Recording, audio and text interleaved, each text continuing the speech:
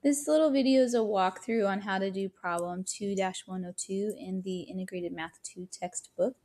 And we are in a section dealing with similarity in triangles and how to use the proportions in similar triangles to estimate the height of objects that are hard to measure. So I'm going to give you a brief rundown of this problem. It's basically a girl's taking a picture of her family in front of the Big Ben clock tower, and it says something about her dad's head blocking the top of the tower, but then she notices that maybe she can use that as a way to measure or guesstimate how tall the tower actually is.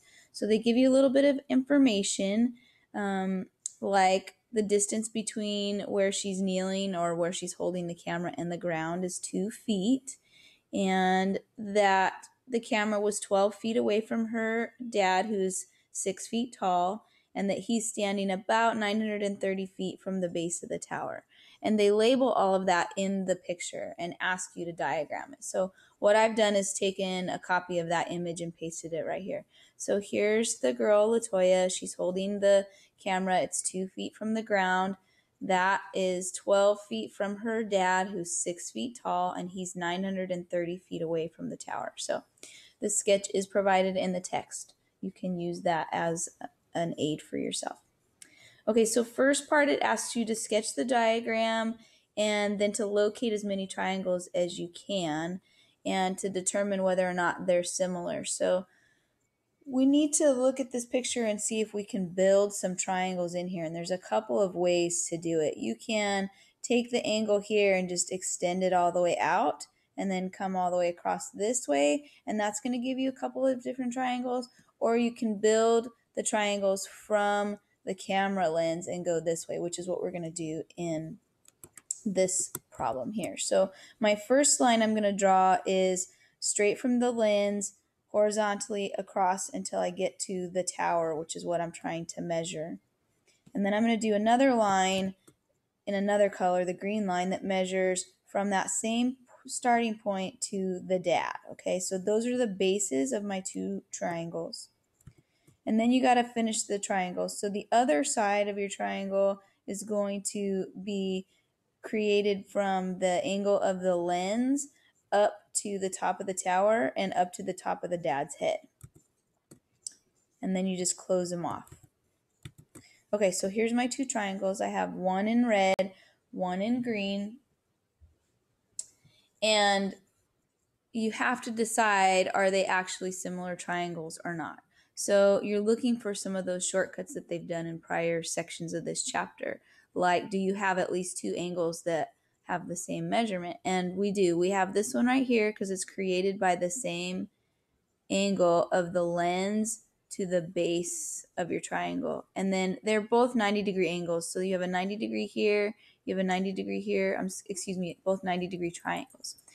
So I have two congruent angles, which is enough to say that the two triangles are at least similar.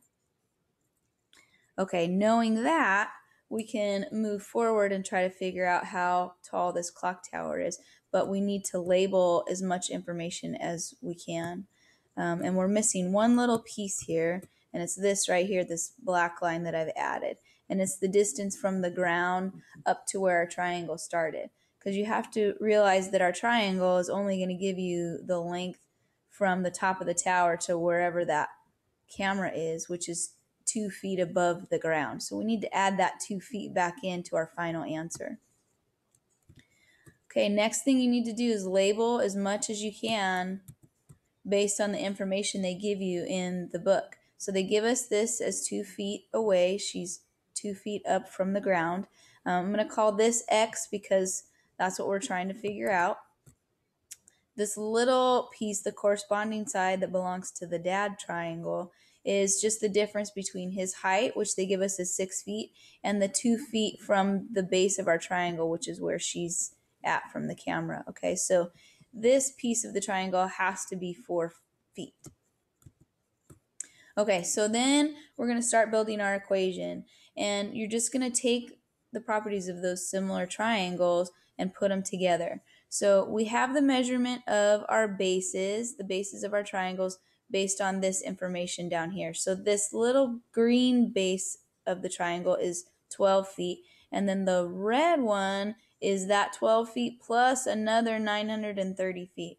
So you have one side that's 12 feet and the other side that ends up being 942 feet.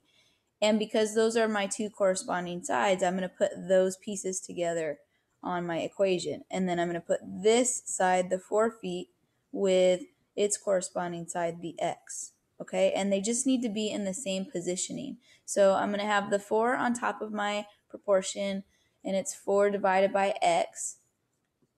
And then on the other side of my equation, I'm going to have the 12 on top because it's, again, from the small triangle. And then I'm going to put the bigger triangle on the bottom. As long as I keep that proportion the same in both ways, it'll work out. Then you just do the math. So you take 12 divided by 4, and then you're going to take this fraction and move it all around. So you end up with x all by itself, okay? So ultimately what you end up with is x is equal to 4 divided by 0.01274. And I can walk you through how to do the math of that. If you need more help, just let me know. So I come up with 313.97. And then I can use that, because remember that's just this piece right here.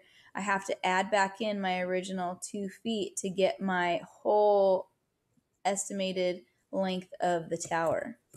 So I'm going to round that 313.97 into a 314. I'm going to add my 2 feet back in, and I get an approximate height of 316 feet from the base, the ground, all the way up to the top of the tower. That's how you use similar triangles in estimating heights of things that are too hard to measure. This process is going to be the same no matter what the picture is that we're looking at. So I'm going to have you do something similar with the flagpole out in front of the school. So make sure you put some notes on how to do this in your toolkit.